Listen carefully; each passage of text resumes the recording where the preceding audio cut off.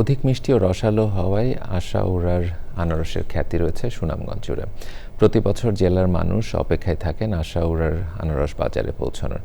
এখন এই আনারস বাজারজাত করতে ব্যস্ত চাষিরা। সুনামগঞ্জ থেকে জাহাঙ্গীর আলমের তথ্য ও ভিডিওচিত্রে আল মুকসিদের রিপোর্ট।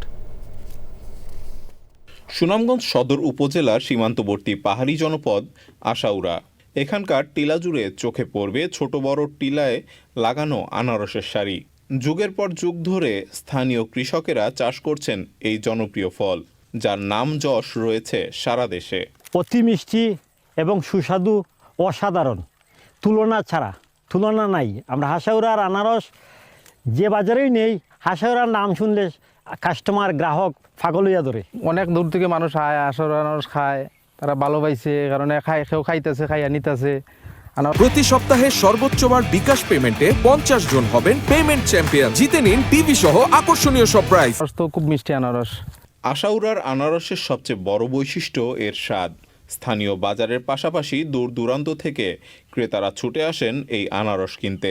অনেক স্বাদ, অনেক ভালো আনারস। এরকম আমি পাই নাই বাংলাদেশের কোথাও, এত স্বাদ, এত মিষ্টি আনারস। এবং এই আনারসটা আজকে দীর্ঘদিন যাবত, অন্তত 50-60 বছর বা তার আগ থেকেও চাষ করা হচ্ছে। হানি কুইন জাতের এই আনারস বিদেশেও রপ্তানির সুযোগ রয়েছে বলছে কৃষি বিভাগ।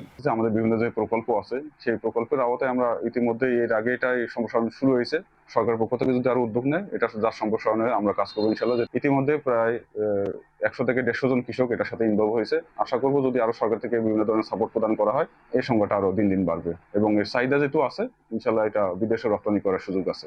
মে মাসে শুরু হয় আশাউড়ার আনারসের মৌসুম।